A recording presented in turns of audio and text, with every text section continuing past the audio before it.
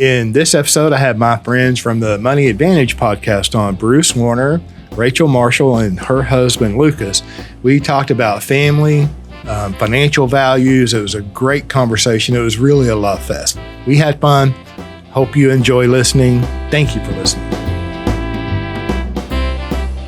Welcome to the Bank of Life podcast. I'm your host, James Neathery, and I'm always excited to have guests.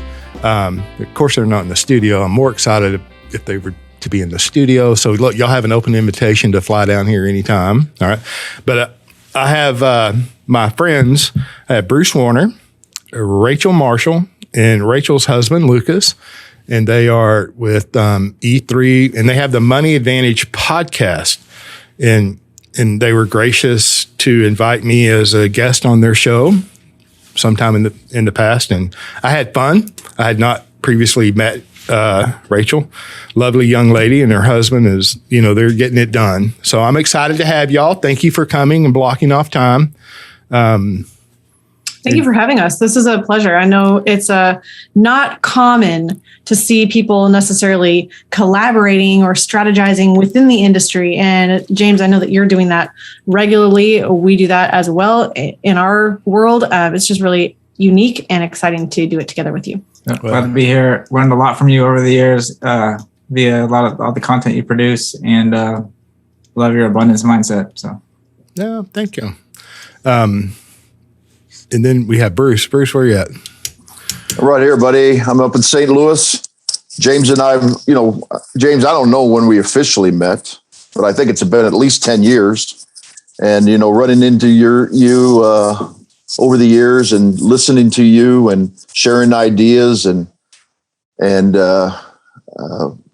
just not only about the industry, but finding out a little bit about your family and your friendship. It's been inspiring for me, and you're a true Texan at heart. And our second biggest office is in Austin, Texas for E3. So I just think this is great when we get to be on other producers' podcasts, because I'm finding I try to learn from everybody. And James, I know you're the same way. I think it's refreshing, though, James. I think we're starting to move in that direction. More and more people in the industry are starting to say, hey, let's just make the industry better. Let's share what we're learning out there. And then that way, the people that we're serving in the community will actually have a better financial life going forward. And so I'm always excited to talk to more people in the industry. I appreciate all of the kind words from each of you greatly. And I completely agree. I've had Barry Dyke. He's been a guest. I've been a guest on his. Y'all know him very well. And Barry Page and other admirable people in the industry. And I think I agree with you that the more the general public is exposed to, the better off they are, the more information that is available to them from different perspectives is good, contrary to the current medical narrative, quote unquote medical narrative, where the truth is hidden on purpose. And I just think that that's wrong in general, but I'm very selective on who I engage with is in a public domain, right? In a public situation, because I don't want to give any support to what I call the noise out in the infinite banking footprint. And so I respect each of you and what you do. And I'm glad that you're in Austin. I mean, we can't run all the business in Texas. So, we need some help. But thank you for saying that. And then too, way back in the day that Nelson was giving his 10-hour live presentations, and he only did that through invitation, so there would be a host that had to invite him, and the host was responsible for gathering up an audience, right? And sometimes that was easier said than done.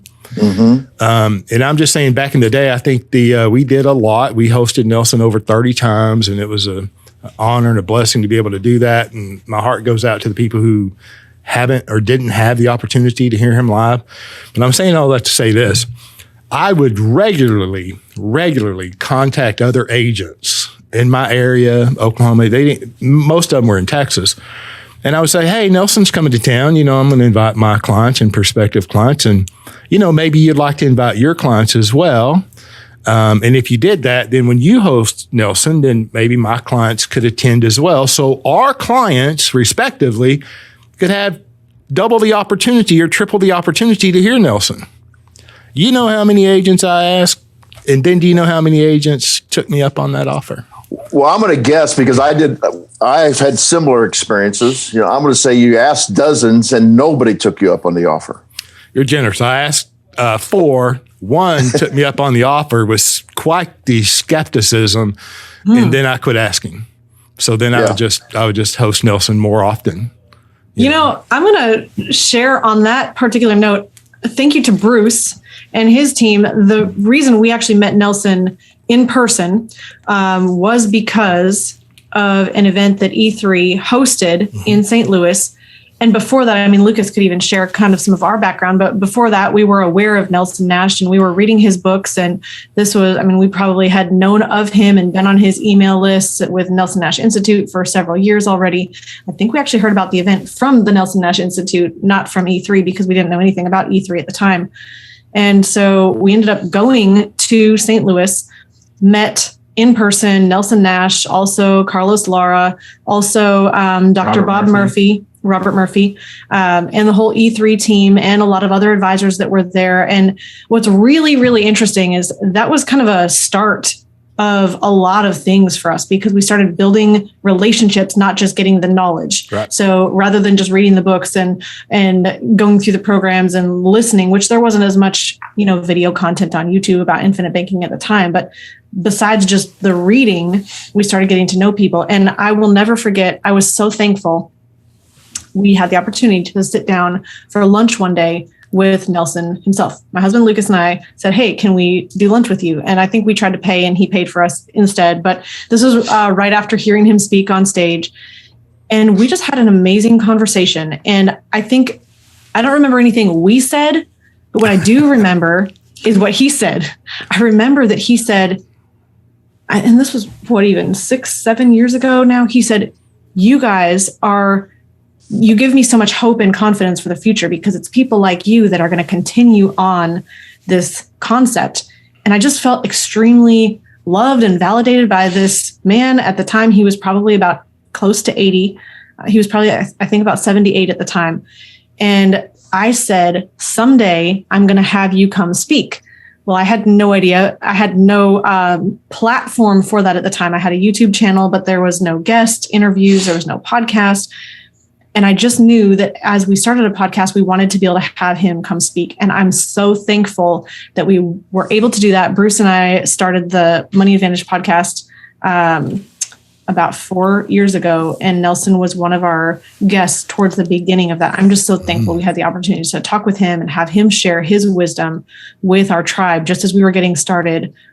And I'm so thankful I was able to fulfill on that promise of saying, I really want to have you come speak. That was just so rewarding to me. I think that what you're saying, the industry working together and Nelson's words to us, Rachel, I think maybe shared that she almost died when you were on the show, but that kind of has sent us and our family down a journey of really, really thinking a lot about what does legacy really mean? What does it mean? What does family mean? Very deep thinking about these topics. And I'm seeing that, in the industry, it's like Nelson, the words he said to us, and then people working with each other and really setting up the industry to have some form of a legacy versus being on this independent track, which is in many ways like how modern American families operate. It's like, hey, you're part of the family, but you're going to go out on your own. And then it's like, start over, like everything starts over versus you look at like cultures like Hebrew cultures and other cultures where they're very multi-generational thinking. Mm-hmm. And the family is a team. And so each generation you're growing the team. Like it's a business. It's enterprising. The family is an enterprise. And in order to be the family to be successful, it has to be enterprising. And that's what you're starting to see in our industry with people working together is not being these isolated islands. And I think Nelson really helped.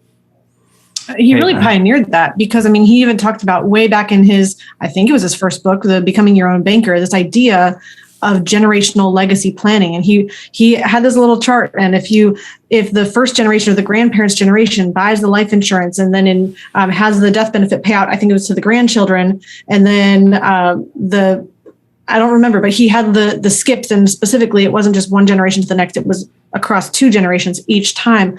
And he was saying, you can use infinite banking is in this way of creating a generational legacy when the death benefits are used to purchase more life insurance on that upcoming generation. I remember that being one of the most profound key pieces of that book for me when I first read it, thinking, this is a tool to do a lot more than just in my own life. This is something that I can use to think really long term. That's both very powerful. With family, if you think about this idea of becoming your own banker, right, controlling the banking function, and what you're speaking of, Rachel, is the even distribution of age classes, right? On page 71, becoming your own banker. And so the grandparent, they have all the money. That generation has all the money, right? And so Nelson demonstrated buying life insurance on the grandchildren, skipping the children, but the parents of the grandchildren. So the children were supposed to buy policies on their children and grandchildren as well. And it's a beautiful thing. I'm telling you, when I first met Nelson way back in the day, that spoke to me as well. Equipment financing and an even distribution of age classes spoke to me and then that's really what I implemented it into my life, our life personally, and then into our practice. But that resonates with people because it's the truth, that every business has a ferocious need for capital and cash flows, and they're financing everything. And the equipment financing illustrations demonstrate the truth of what Nelson is teaching numerically, even though, he did say that he wouldn't put illustrations in a book if he rewrote that book or went back and did it again. That's why there's no illustrations in his second book, Building a House of Wealth, right? But so those 2 sections, even distribution of age class, speaks to every family, in my experience. And it promotes this idea of family and heritage. If we have to work together as a family, what is wrong with that? Where's the weakness in that families work together and plan and make decisions that affects more than one generation? I mean, that's a huge missing element in families in general, and especially in the financial world, in my opinion. So, I think it's huge. I think it's hugely missing, but I think it's a hugely missed opportunity. Yep.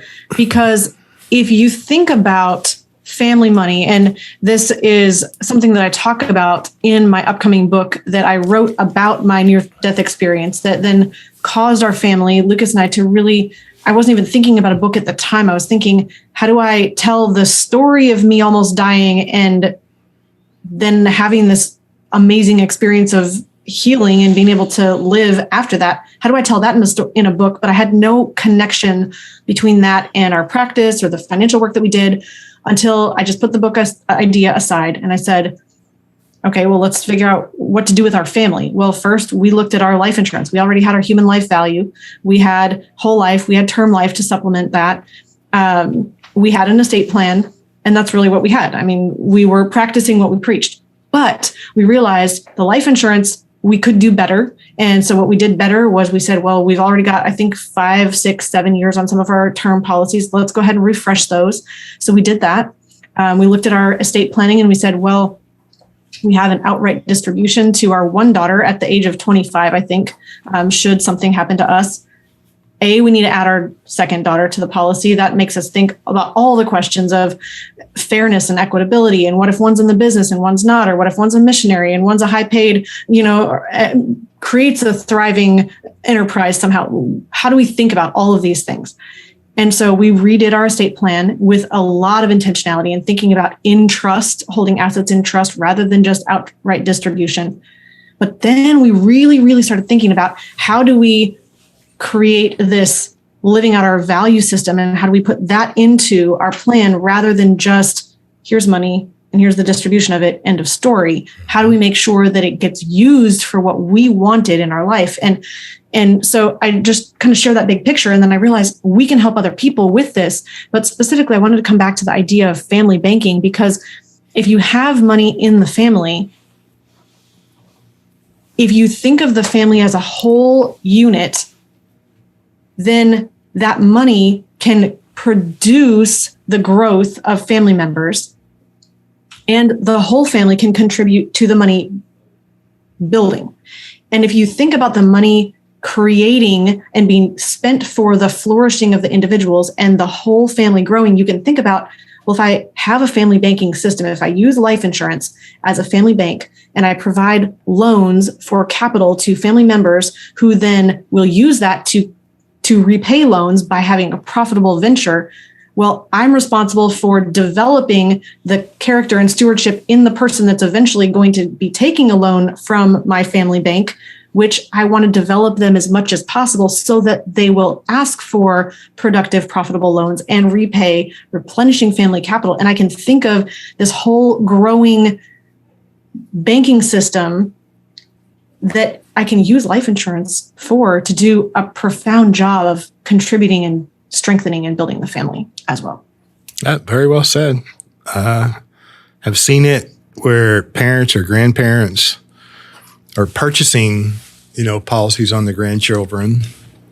And then sometimes with the insurable interest and the limits of insurability, the parents have to have a certain amount. Nelson doesn't really go into great detail in becoming your own banker in those examples of, the college financing. But we have lots of clients that either grandparents and actually some parents as well, they're buying policies on themselves, the next generation, the next two generations, and then actually practicing family banking where the grandchildren and the children are actually repaying loans with additional interest, quote unquote, which is actually premium to their system. And if you think that through, right?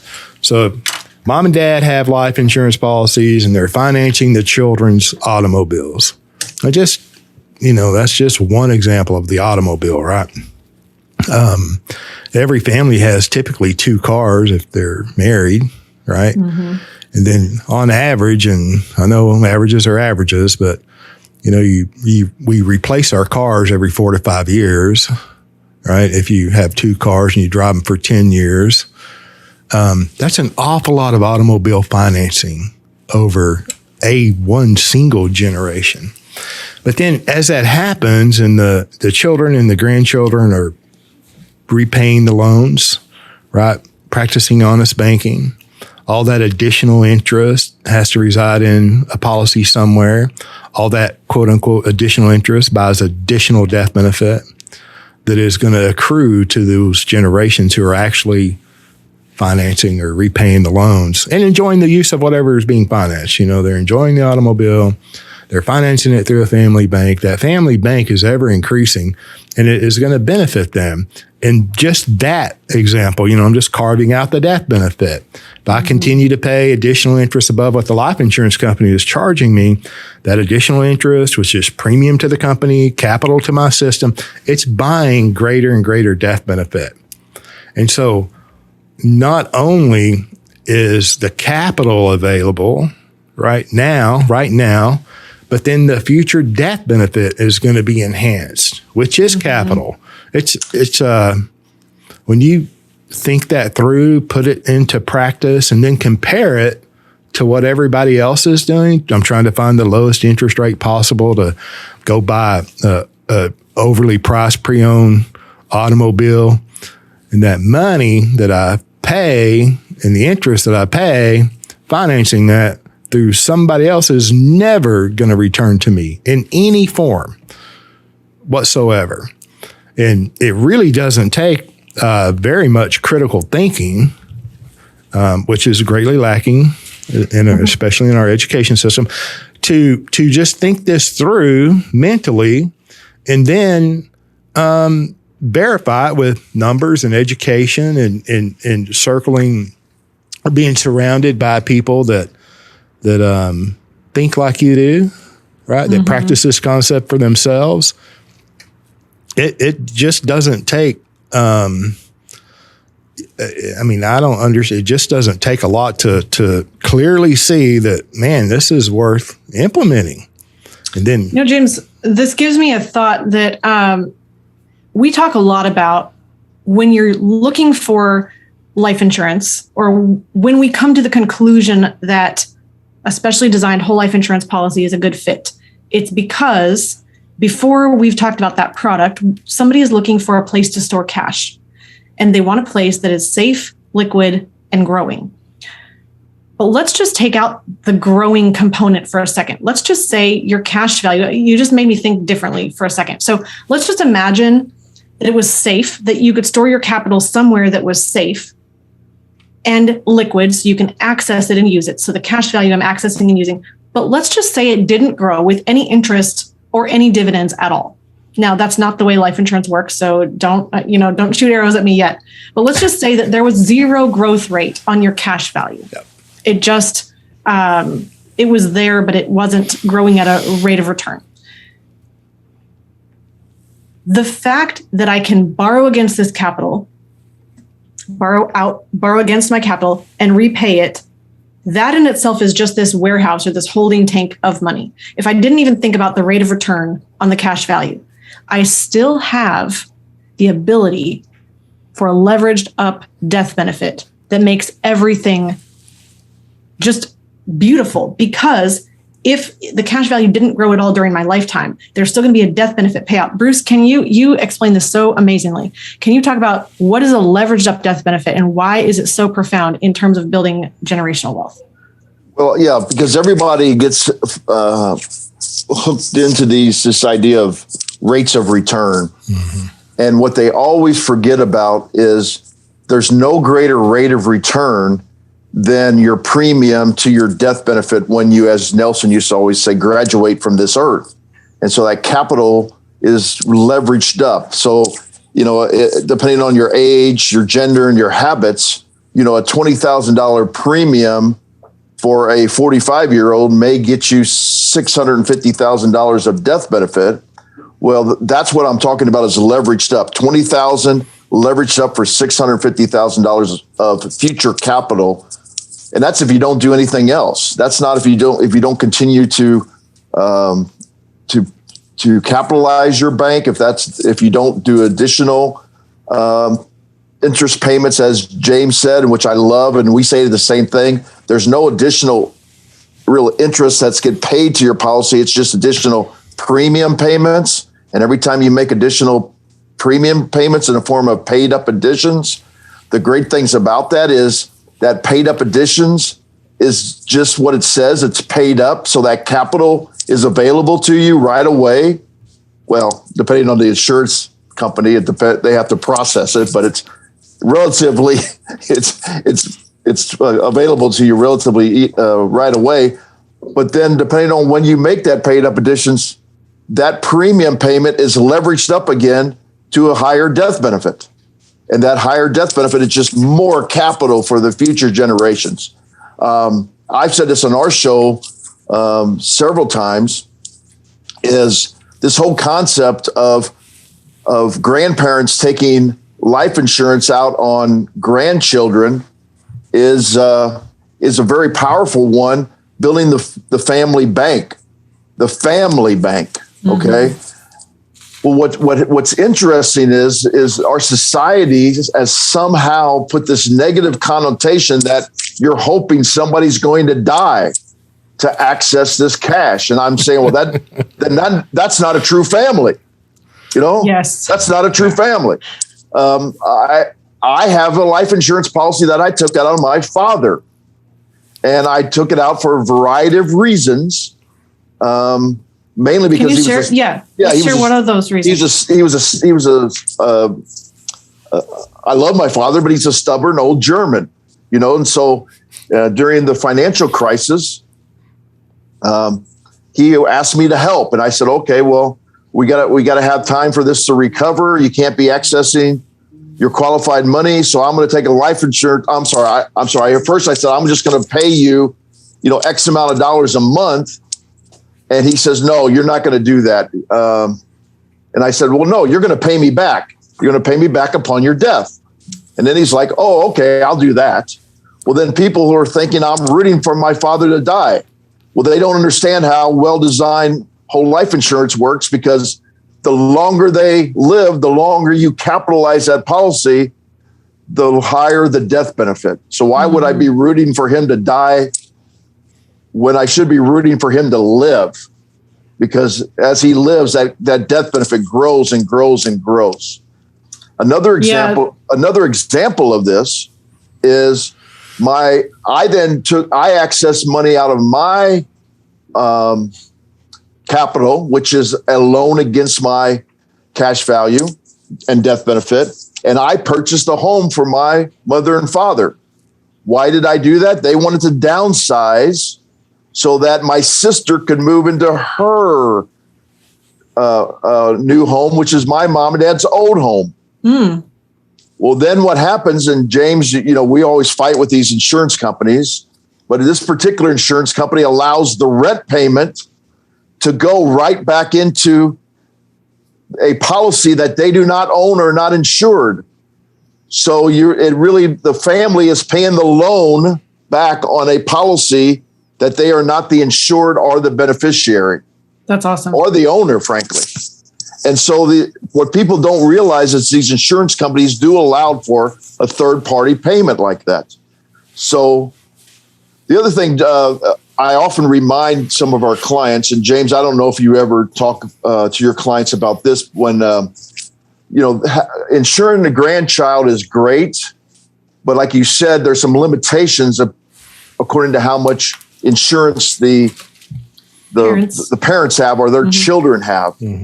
And so what ends up happening is I ask this question and I say, does your son or daughter have life insurance? And when I get this answer, I redirect it. They say, oh no, I've talked to them. They don't have any life insurance. And I said, yes, they do. And they look at me like, how dare you question me? And I said, yes, they do. And they go, no, they don't. I'm like, no, they do. Because if they die, you're their life insurance, because you're not going to let your grandchildren just go to anybody. So you are their life insurance. And so that is a way to redirect the conversation to say, oh, yes, maybe I have to consider making sure that my children, who are grown adults now, and have that conversation. It opens up the conversation of the importance of the life insurance as income protection in this particular case, before the grandkids actually get protection by the grandchildren. And I've had cases where the parents, and of course we all know how difficult this is sometimes, the grandparents then go to their own children first and decide they need to help them set up policies on their own. So having these conversations is really, really tenet to growing a good family capitalization system that will outlive the grandparents' lives in this case and leaving a great legacy. I think when you tie that in with, like, what does it take to make, if you think of the family as an enterprise, and you think, well, what does it take? Let's talk about business for a second. What does it take for a business to be successful long term? The business can't be dependent on the person who started, the founder. It has to be that has to be passed on, and that real wealth is the people. So if you invest in the people in your business, and then you can pass that on to a successor to be continuously successful. It's the same thing with family. You can use this tool to teach the next generation about money and to the family business, and start having them operating in that way, having family meetings and passing that knowledge down. And so that kind of goes back to, Bruce, you have can you talk about the rugged individualist? I'll tie that in, but the concept of in the financial industry of the rugged individualist. Yeah, and this is the problem with a lot of the financial world, and this is why we're really glad to do cooperative things. At E3, we always talk about we already build in a succession plan, and that succession plan is a teamwork plan, because most financial professionals, whether they're investment advisors, whether there's insurance professionals, producers, they're rugged individualists. They're just going to go out there and they're going to try to, do as much work for their family and frankly for the clients. I'm not saying they're bad, but what ends up happening then is after that person either dies, retires, or becomes disabled, then that planning to the next generation and the next generation and next generation goes away. And so the more we can have these cooperative situations like the Nelson Nash Institute, James, I think is a great example of that, is to try to help people realize that there's other people out there that you can turn to, that you can tell your particular, I've had this conversation with other producers in the Nelson Nash Institute.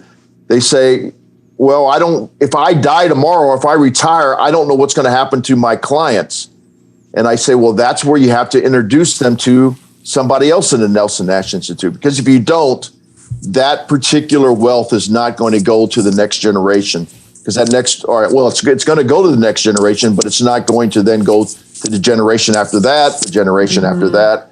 And, it's all about making infinite banking infinite. That's kind of the thing that I say to people all the time is, how do we make infinite banking infinite? Because if infinite banking is one generation, it's not infinite.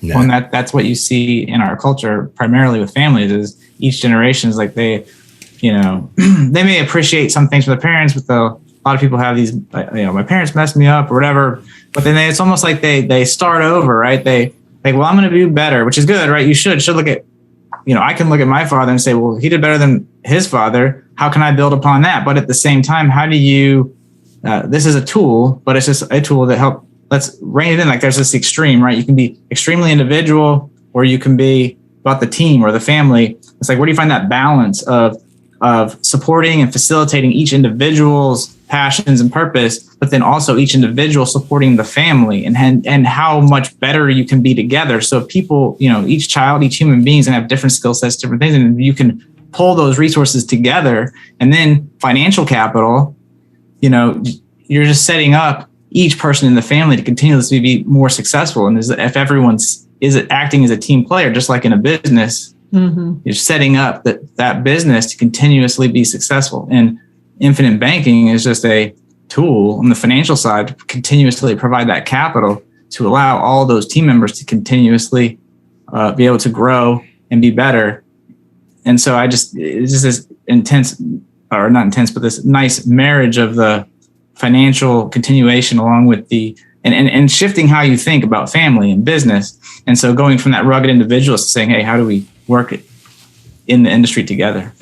Those are all very good points. Going back originally to your point, Rachel, the value of life insurance, if there was no growth rate or increase in the cash value, although there has to be by contract, right? Mm-hmm. And then, of course, the dividends are not guaranteed, but all the companies that, we use or rely upon in the infinite banking world, they've all paid their dividends, for well over 100 years. But the idea or the actual ability, so the idea of becoming your own banker, the idea of controlling the banking function is really very limited, because nowhere in finance is the value of controlling the banking function at the UME level even spoken about. They don't even talk about it. Of course not, because they want you to be dependent upon their capital that, didn't exist until you sign on the dotted line. Or Wall Street in general, they want your capital. And, so this idea of controlling that banking function and being independent, right, from the third-party lenders is just foreign to the all-American individual. But then when they're exposed to the idea, it makes complete sense. They vet it, they implement it, and then actually experiencing the ability to control the banking function in your life is game-changing. When Bruce purchases a house for the parents, his sister's allowed to move in, they go to one level or whatever their... That's why they did it, James. Yeah, they needed to go to one level. Exactly, which is very common. I know you young, listen, Rachel, Lucas, you might not understand the importance of one level, but as we age, it becomes very important. You see this white hair? Just kidding. But then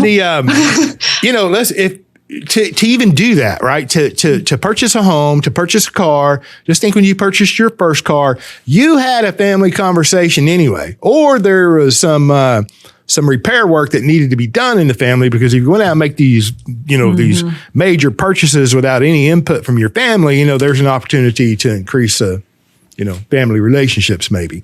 My point here is that these conversations are going on anyway.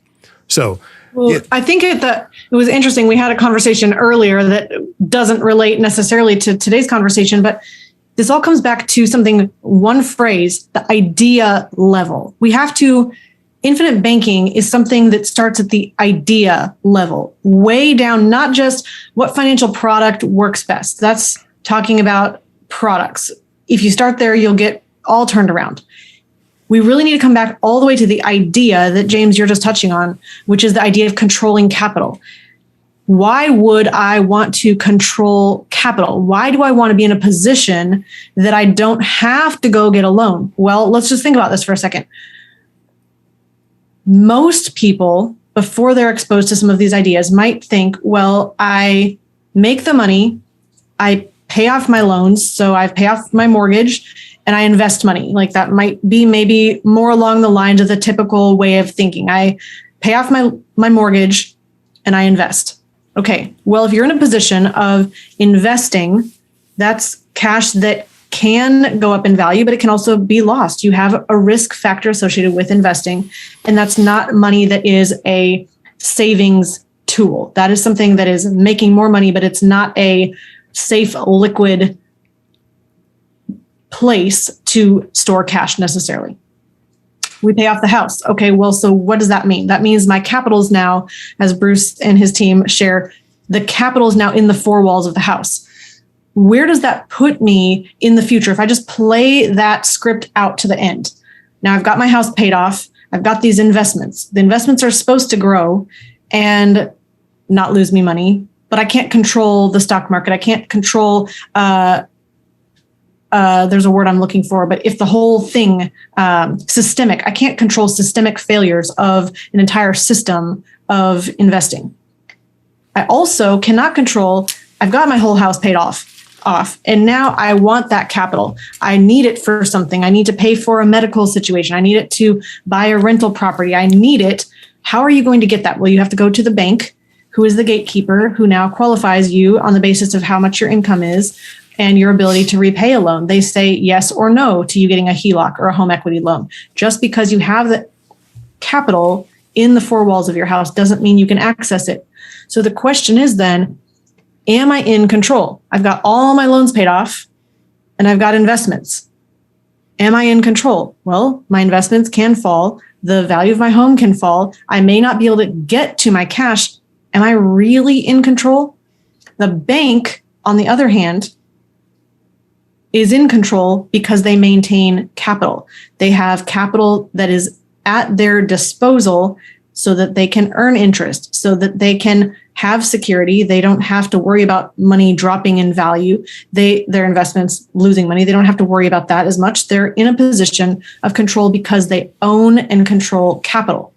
So, and I know, James, we've talked about this on our show lots of times. And I think you even brought this up when you were on our show on the Money Advantage.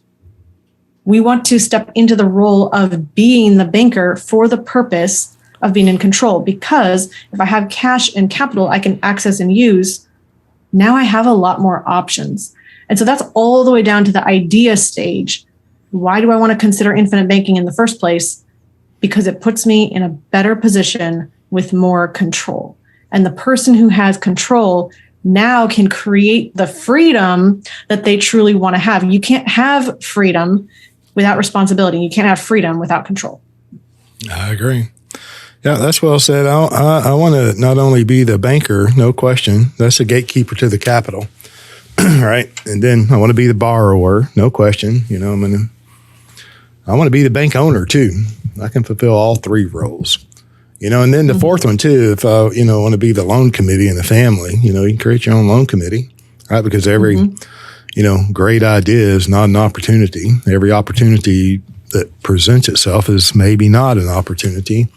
And it's okay to have the these things vetted, with people that love and care about us, which is the family, right? So no, I love that. It's absolutely control. It's who's controlling the banking function. Banking it exists, and somebody's going to profit greatly from that, and it might as well be you. And that conversation is just never held in the general financial world. And, it's eye-opening whenever you come face to face with some very basic truths about money and capital and banking, the movement of money, especially the way Nelson presented it. It's almost like a come to Jesus meeting. There's going to be some real honesty there, right? Either you have to admit that you've been ignorant, or maybe potentially wrong, right? And you have to be teachable, right? Well, I don't know everything. I am open to new ideas without preconceived notions and ideas. But man, once you get past that and then go through the mechanics working with able and capable, intelligent practitioners, advisors, and agents, it's really, because we all need a little guidance. This is generally new. People have not, since they're not taught about this and they're exposed to it and they like it, we've got to be surrounded by people that are smarter than us, or at least like-minded. We sure don't want to all be identical. I want to learn from you. I want you to learn from me. We can all learn from each other. Iron does sharpen iron. But then it's Katie bar the door. It's like, get to it. Pay the premium. Pay big premium. Feel good about it. And walk away from all the noise. You're not missing out. I suffer from FOMO, fear of missing out, but that diminishes the more capital that I have and the more of these financing things that I control. It's like, what am I missing? I'm not missing out on zero, nothing. I'm just saying it goes away. And that's a big deal. If you have FOMO and you suffer from it, getting away from that is quite liberating. So what's amazing is that most people formulate opinions based on things they've heard, not based on things they've experienced. And there's no greater example of that than whole life insurance or life insurance in general, because nobody's experienced a windfall from their lives because they're still alive. But they certainly, I have a meeting this Friday with somebody that put a whole life insurance policy in place, and she told her brother, and he immediately told her how it was wrong for her to do it and it was stupid and so on and so forth. And she immediately, contacted me, and she said, I don't understand why my brother doesn't listen to me. And he doesn't understand. He never once asked me why I'm doing this. All he told me right away was it was wrong. He doesn't even understand how it's built. He doesn't understand the flexibility. He said, James, it's the old thing where he said, well, they're going to keep that cash value when you die and only give you the death benefit. Yeah. Well, Bruce, let me say this. Look, if they're, and I don't want to know unless, if she just can't feel good about keeping it, and it's not a company that I'm associated with, I'll buy that policy. Well, that's what I'm just saying. That's where actually I was going with this. And I can write a check in one day. It'll take 30 days for the life insurance company to surrender the cash values. That's exactly right. We talk. Actually, James, no, I had done, at least I'm going to pat myself on the back here. I had done a good enough job of explaining all the ins and outs of it. So she knew that her brother just wasn't listening. Right. But of course, how we are with all our clients. She didn't know the ins and outs of how they calculate the actual death benefit and why you don't get the cash value and the death benefit. So we're just going to go over all. No, she's not surrendering it. But I'm just saying that it's a valid offer. Her, any of your clients, I'm like, and I wouldn't expect any of them to want to surrender. There's a guy on the radio who claims to know everything, and he says that, You're not getting that.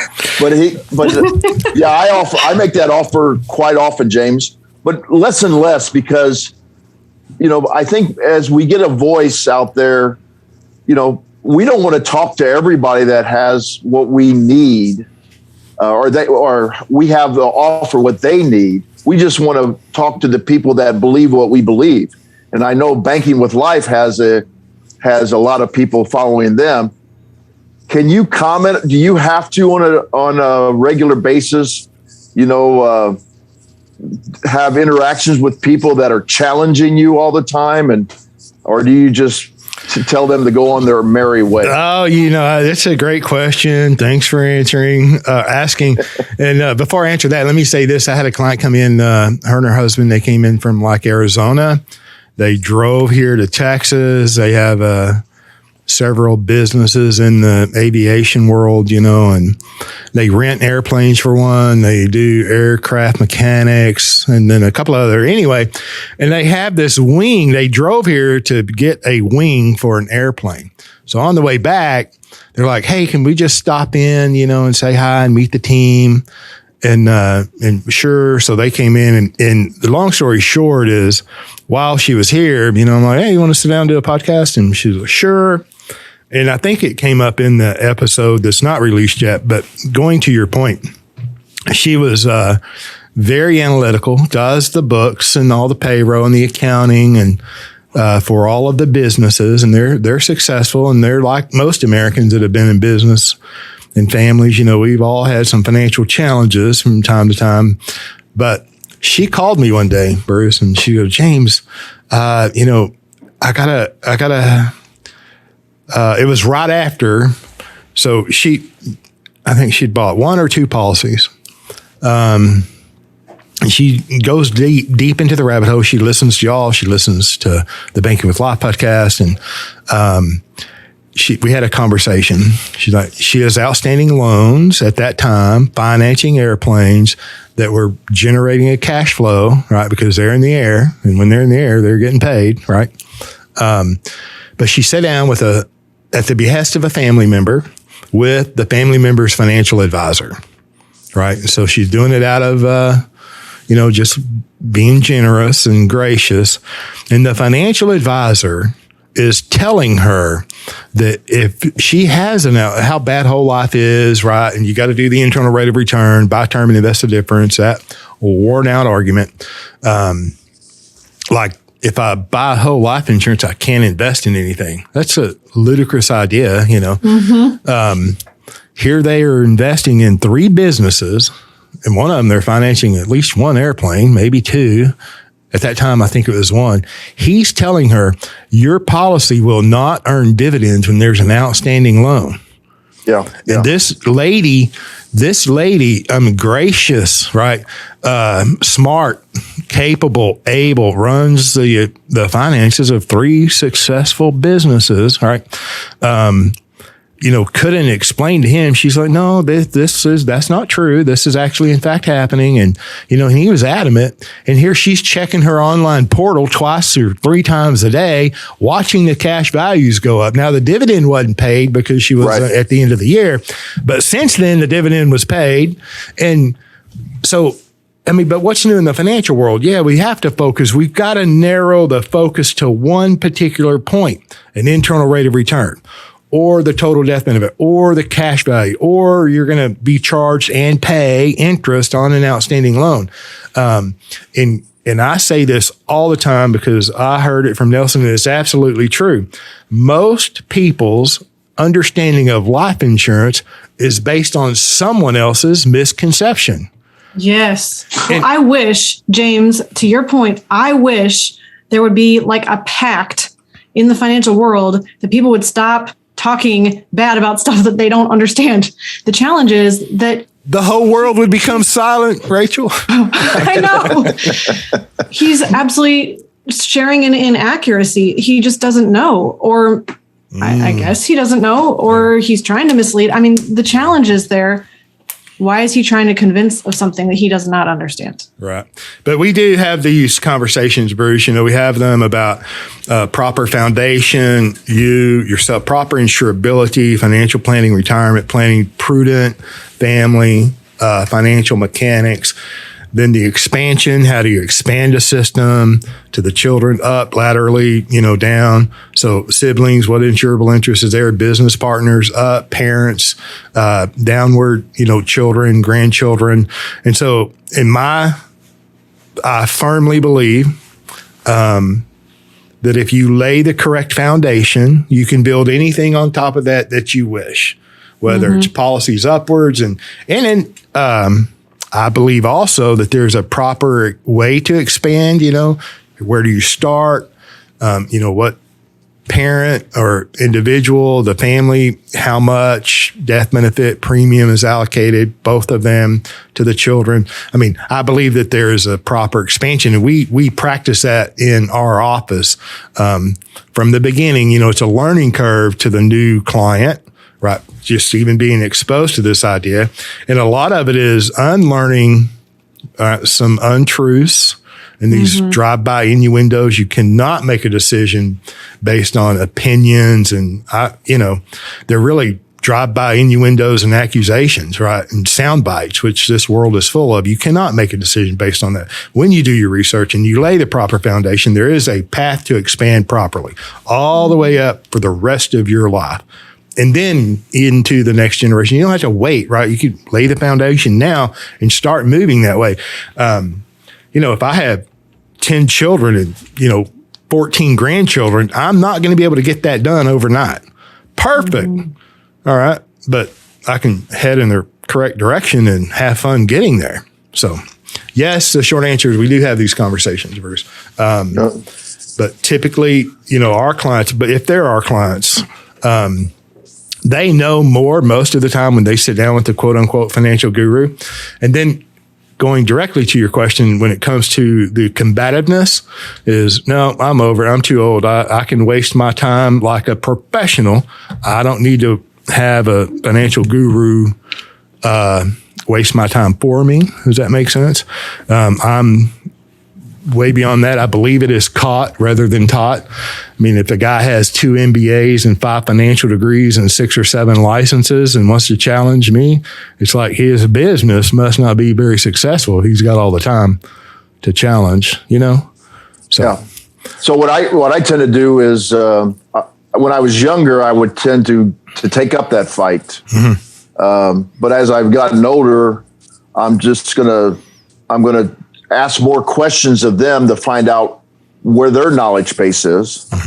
And if you soon figure out that their knowledge base isn't there, then I just actually have some resources and I say, hey, I don't want to actually discuss this until you actually get up to the knowledge base that I think you need to be. So here are these resources. So I'll either email it to them or hand them to them. And so please read this and then we'll talk again. Yeah. Well, you're more gracious than I am, sir. I want to be like you. Speaking of that, sometimes we get phone calls. I'll filter them out because most people book on our website. We never talk to them before the first appointment. And we had this guy call. Sometimes you get people call in. I don't know why. They just pick up the phone. They want to call a number. Sure. Leave a message to call him back. And anyways, he started asking all the questions. I was like, hey, well, here's how you book an appointment. He started to do it, and then he's like, I'm not answering all these questions. And we put all these questions there to keep people out because it was like you're saying, you don't need someone else to waste your time. And they tried to tell me how, well, if you would change this, you'd have a better business. And this guy supposedly was a successful business owner. And I'm like, well, thanks, but we do it for a reason. And I don't think we're a good fit, sir. And I was like, have a great day. I think they called our office too. It's like they want to offer the free consulting that you didn't ask for, the business consulting, which is all, it's fair. I get it that everybody wants information right now, but it's like, you're not on demand. You're available, but you're not on demand. You're busy. We're busy. They're busy. I'm available, but not on demand. Right. So, well, I think we just realized that I think anyone in any space recognizes that you serve a particular subset of people best. They get the most value from working with you. you get the most energy and fulfillment from working with them.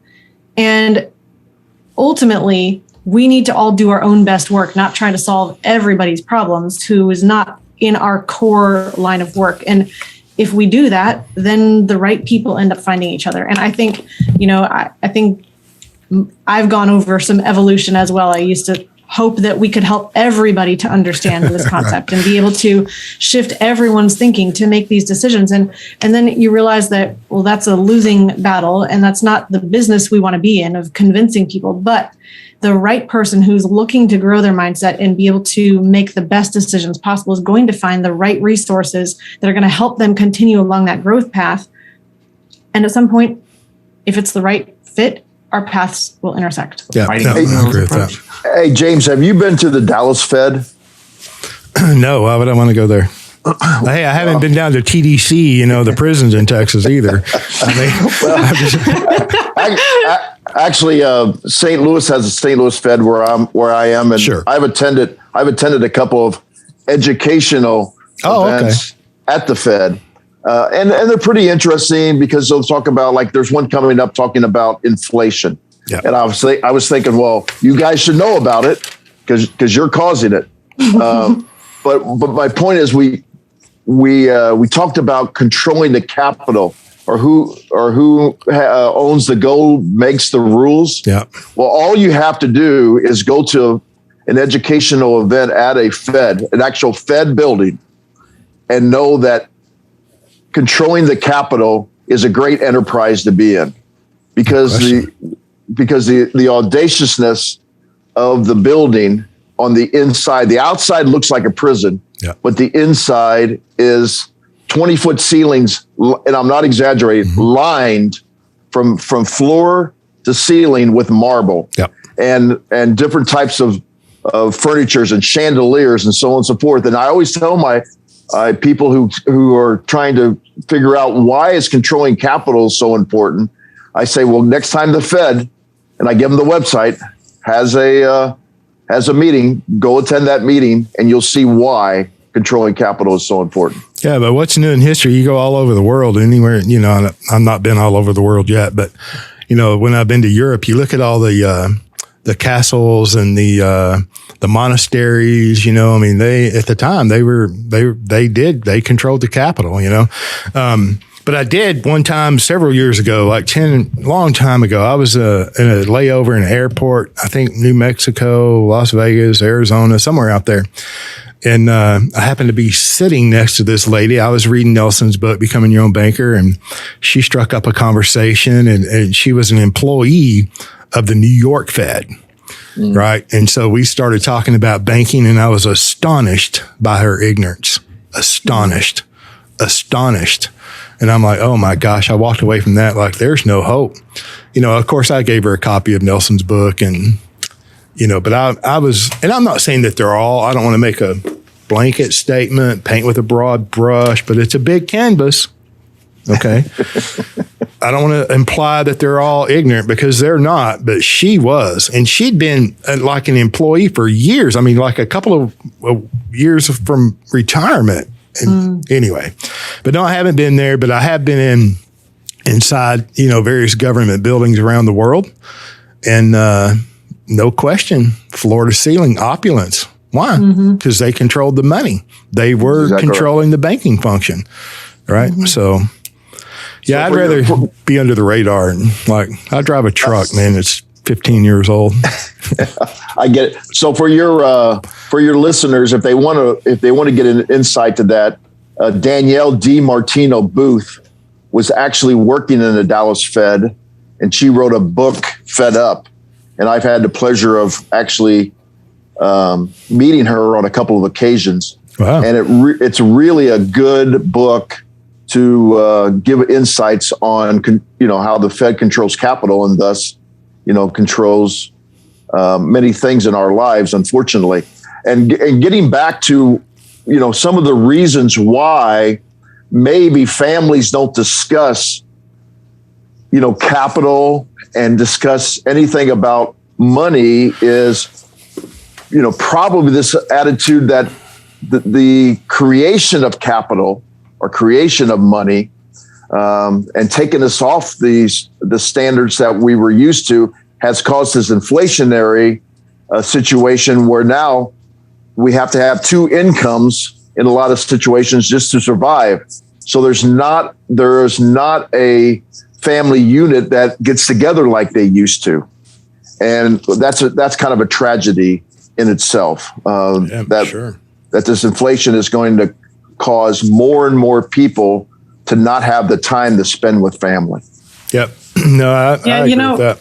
I'll share something real quick here. I mentioned this book on our previous show earlier today, but Your New Money Story I'm reading right now. And this actually relates to the conversation right now, because I think a lot of times if a family has not had the ability to create wealth, they may not feel really good about what they know about money to be able to pass on to future generations. And this kind of taps into this idea, and it's talking about spirituality and money. And he said, abundance, wealth, and spirituality are synonyms. Their antonyms are scarcity, poverty, and materialism. He says, you may not know what it is truly like to be spiritual unless you're wealthy. How free are you to be spiritually resident if you're worried about making the mortgage or rent payment by the first of the month? And then he said, remember that wealthy does not automatically equate with worldly riches, but it must incorporate aspects of freedom and choice in the context of experience and abundance. He said here, though, if you're running and a bear is chasing you, you don't have the freedom of a contemplative moment to think great thoughts or create new ideas. And I think sometimes we can be so caught up in the pursuit of having enough in our lives and that moving target of wondering how much is enough. And we're always looking to create more money, that we're not stopping to enjoy what we do have and truly create wealth that's more than money, that's also the flourishing of our personal lives. And so I think, Bruce, when you said that sometimes when you have the multiple incomes, you're not really able to be in a situation where you're really being able to stop and think about money. I think we can all just change that narrative. We can say, well, wherever I am right now, let me think about my thinking. Let me think about where my ideas about money came from. And let me think about how can I create more and how can I be in a better position of control? And those questions will start being better questions that you can ask financially to start finding ideas and solutions. I love that. I got to say, Rachel, I was so poor growing up. I was on my knees a lot, very dependent upon, the creator of this universe. And I don't know how people that don't have a relationship with him make it in life. That's just me talking. Mm-hmm. But I like what you said. And then speaking of books, y'all are probably aware, I was made aware last week that Nelson's book, Becoming Your Own Banker, is now legitimately available on audio. So you can go to Audible and download Becoming Your Own Banker. So I'd encourage you to do that if you haven't. So I just want to, since we're talking about books and I've written those books down, I like to read. But like all of us, we have limited time. So I've been a member of Audible for a long time, but I've never used it until Nelson's book became available, or I was made aware of it last week. Nice. And so now, of course, a lot of books that I like to read and do read are not available on Audible. I wonder why. But there are an awful lot of other books on Audible that, and I'm not trying to promote them. I'm trying to promote Nelson's book is available there.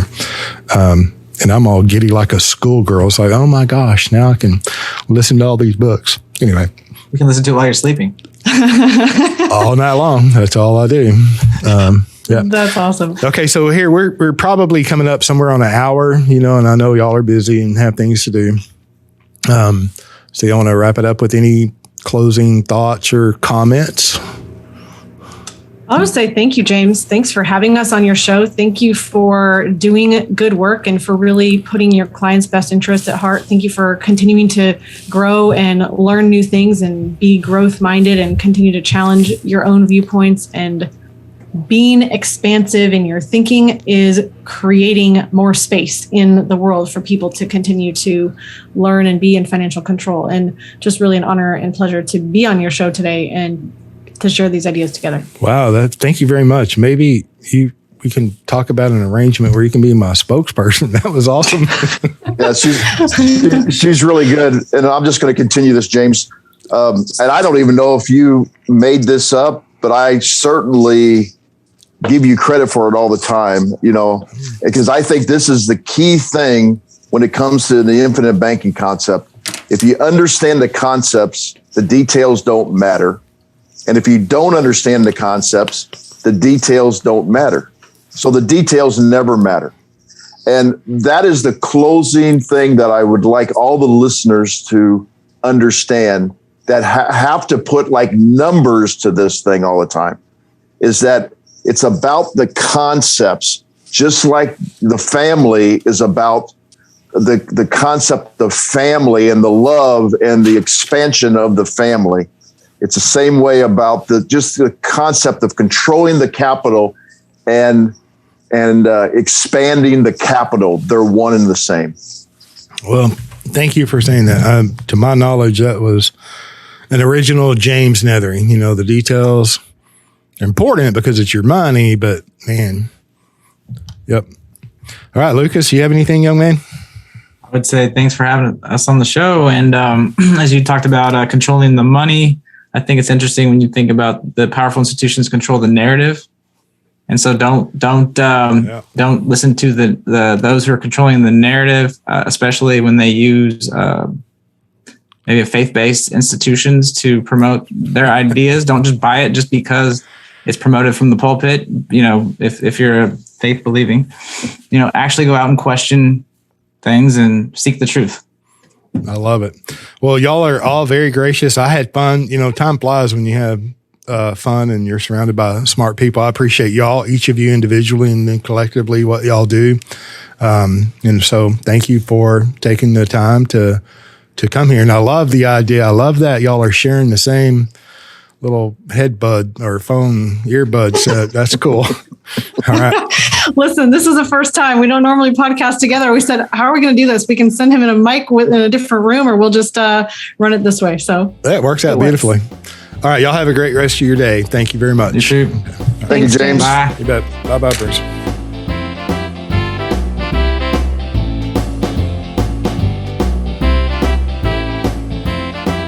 Thank you for joining us on the Banking with Life podcast. If you're watching on YouTube, make sure to like and subscribe and click on that little notification bell. Otherwise, join us on Apple Podcasts and Stitcher for weekly content.